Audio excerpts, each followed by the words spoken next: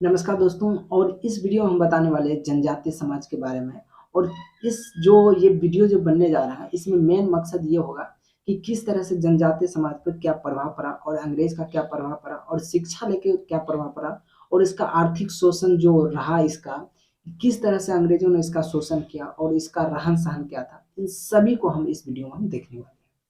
तो चलिए बिना किसी देरी के इस वीडियो को करते हैं स्टार्ट। सबसे पहले हम जानते हैं कि आदिवासी का रहन सहन क्या था। आदिवासी यानी कि एक बोल सकते हैं जनजातीय।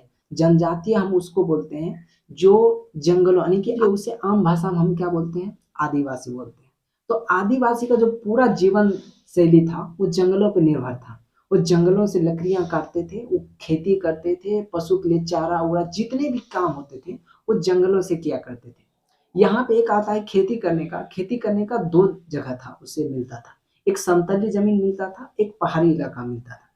तो यहाँ पे जो खेती करने का उसका तरीका था, खेती करने के लिए वो सबसे पहले जंगल को साफ बहुत अच्छी तरीका से करते थे।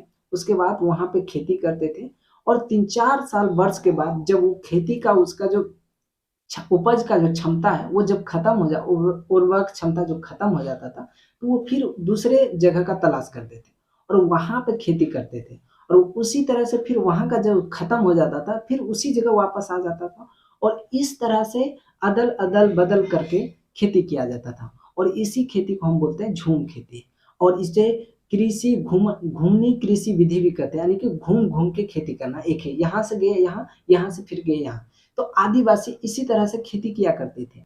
और इससे क्या होता था कि इससे जंगल को कोई नुकसान नहीं पहुंचता था और इससे अपना दैनिक जीवन जो है ये भी आराम से कट जाता था। इस तरह से इसका जीवन शैली चल रहा था। जो चीज जंगलों से नहीं मिल रहा था तो कुछ चीज बेचने के लिए वो बाहर आते थे शहर में, जैसे फल हो गया, जड़ी बूटी हो गया, ये सब बेच के वापस यहाँ से कुछ पैसे लेके जो सामान जंगल से नहीं प्राप्त होते थे वो शहरों से, जैसे कि नमक हो गए, कपड़े हो गए, तो ये सभी के सभी यहाँ से खरीद के वापस जंगल ले जाते थे। लेकिन दिक्कत यहाँ पे ये थी कि जो उसका जो जितना दाम होना चाहिए जो अपने पास बेचने जाते तो उतना उसको मिल नहीं पाता था। ये थोड़ा उसके लिए बहुत कम प्राइस था। अब धीरे धीरे इस तरह से बढ़ते गया, जैसे कि हम बोल रहे हैं कि अंग्रेज का आगमन हुआ।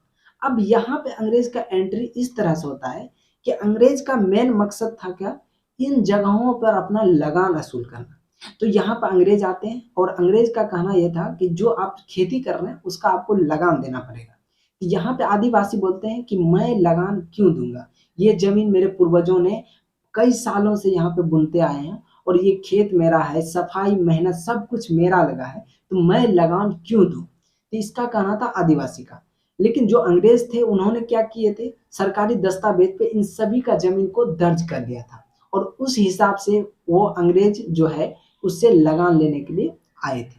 तो यहाँ पे जो अंग्रेज आए तो ये अंग्रेज क्या किए, इन सभी पे लगान फिक्स कर दिए। और उसी टाइम पे यहाँ पे लकड़ी का कटाई कुछ ज्यादा जोर शोर से चल रहा था, क्योंकि उस टाइम जो था रेलवे लाइन जहाज वहाज बनाने के लिए लकड़ियों की जरूरत थी। और यहाँ से क्या होगी, कटाई उटाई कुछ ज्यादा होने लगे और वहां के जो ठेकेदार थे उन ठेकेदारों को ये लकड़ी काटने का काम दिया करते थे। अब ये पॉइंट आता है यहाँ पे, जो अंग्रेज आए इससे लगान लेने के लिए, तो ये इतना लगान फिक्स किया हुआ रहता था कि वो कभी कभी दे नहीं पाते थे। और नहीं दे पाने की वजह से ये कभी कभी उसको कर्ज लेना पड़ जाता था और कर्ज लेने की वजह से ये बंधुआ मजदूर भी बन जाते, क्योंकि जो फसल रहते हैं कोई भी फसल हो तो वो मौसम पे डिपेंड रहते हैं। और मौसम कभी खराब हो गया कभी अच्छा हो गया, तो कभी अच्छी फसल होती थी कभी अच्छी फसल नहीं होती थी। इस वजह से उसे क्या होता था, कई बार लगान नहीं चुकाने की वजह से कर्ज लेना पड़ जाता था। और इन्हीं कर्जों के बीच में एंट्री होती है हमारे सेठ और महाजन की। जो साहूकार थे, सेठ थे, इसी बीच में इनके एंट्री हुए। तो जो कर्ज नहीं दे पाते थे ये इनको कर्ज देते थे कि आप लगान चुका दीजिए। लेकिन इसका मेन मकसद जो था, ये कर्ज उसको दे देते थे लेकिन वापस इसका इतना कर्ज बढ़ जाता था, सूद इतना बढ़ जाता था कि ये इसे दे नहीं पाते थे। और इसके चलते उन्हें मजबूरन उसके यहाँ बंधुआ मजदूर बन के रहना पड़ जाता था। अब आगे समझते हैं कि आखिर होता क्या है। अब देखिए, जैसे जैसे लकड़ी की कटाई शुरू होने लगा 1850 के बाद रेलवे लाइन भारत में स्टार्ट हो गई थी, यानी शुरुआत हो गई थी। और यहाँ से 1850 से लेकर 1910 के बीच लगभग 50,000 किलोमीटर रेलवे लाइन बिछाई चुकी थी।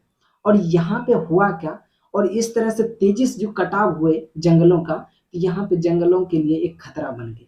तो यहाँ पे वन विभाग का एंट्री होता है। वन विभाग यहाँ पे 1864 में भारत में 1864 में वन विभाग की स्थापना हो जाती है।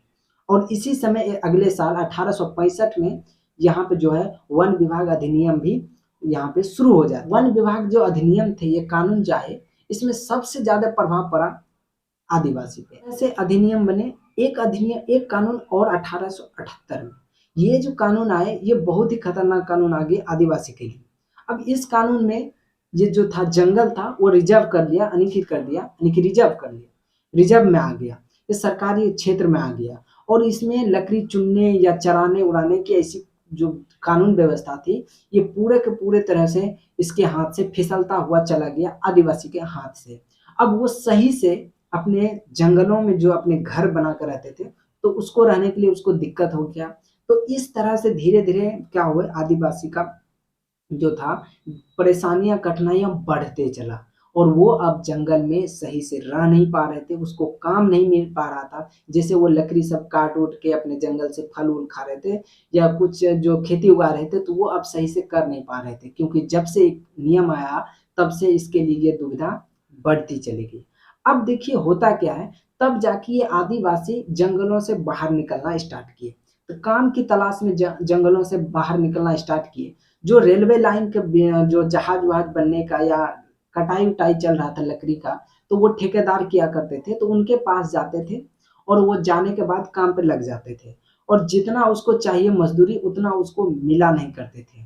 तो कई बार अपने पूर्ति के लिए कर्ज भी लेना पड़ता, जैसा कि पीछे भी हम बता दिए। तो यहाँ पर भी फिर वही होते थे, कर्ज लेना पड़ता था, और कर्ज नहीं दिए जाने की वजह से फिर उसे बंधुआ मजदूर बनाया। उसके जमीन उमीन पशुपालन जितने भी थे, वो अपने पास रख के उसे, जब तक कि उसका कर्ज नहीं पूरा होता तब तक वो बंधुआ मजदूर बन के रहा करते थे। और कई आदिवासी ऐसे भी थे जो दूर भी जाकर काम करते थे, लेकिन वहां पर भी उसकी स्थिति वैसा ही था। काम जितना ज्यादा काम करते थे, उसका जो रकम होता है, जो उसका पैसा बनता है, जो रुपया बनता है, उसको उस हिसाब से नहीं मिलता था। अपना मुनाफा खुद ठेकेदार रख लेते थे और उसे कम से कम उसको पैसे दिए जाते थे। अब इन्हीं अत्याचारों से जो आदिवासी थे वो बहुत परेशान थे। और ये जो जितने भी ठेकेदार थे, इससे बहुत शोषण भी किया करते थे। और इसी बीच में यहाँ पे एंट्री हुई, यहाँ पे ईसाई मिशनरियों का। ये ईसाई मिशनरियों इस उद्देश्य से यहाँ पे आया कि हम आपको शिक्षा देंगे, लेकिन दरअसल इसका बात कुछ और था। ये इसका धर्म परिवर्तन कराना चाहते थे और इस पे अपना वर्चस्व जमाना चाहते थे, जिसके कारण से ये जो है अपना धर्म बढ़ा सके।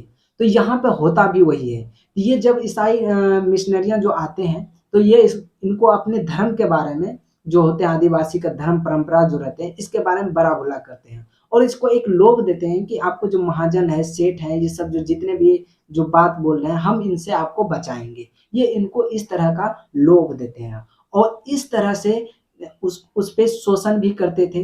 धर्म भी, बहुत सारे आदिवासी का धर्म भी परिवर्तन किया गया, आर्थिक मानसिक शोषण भी किया गया। ये बहुत सारे इस पे शोषण, इन सभी ने मिलके, सेठ महाजन जो हमारे ईसाई धर्म के मिशनरी आए, इन सभी मिलके इस आदिवासी पे शोषण और आर्थिक मानसिक सभी तरह से इस पे शोषण किए। और इसके चलते यहाँ पे आदिवासी ने यहाँ पे अस्त्र शस्त्र उठाना स्टार्ट कर दिया। और यहाँ से होता है आंदोलन स्टार्ट, यानी आदिवासी का। नेक्स्ट वीडियो हम ये देखेंगे कि आदिवासी ने किस तरह से आंदोलन किया और इसमें कौन फेमस हुए और किसका नाम ज्यादा उभर के आया, हम आगे के वीडियो में हम देखेंगे। तो आज के लिए बस इतना ही, धन्यवाद।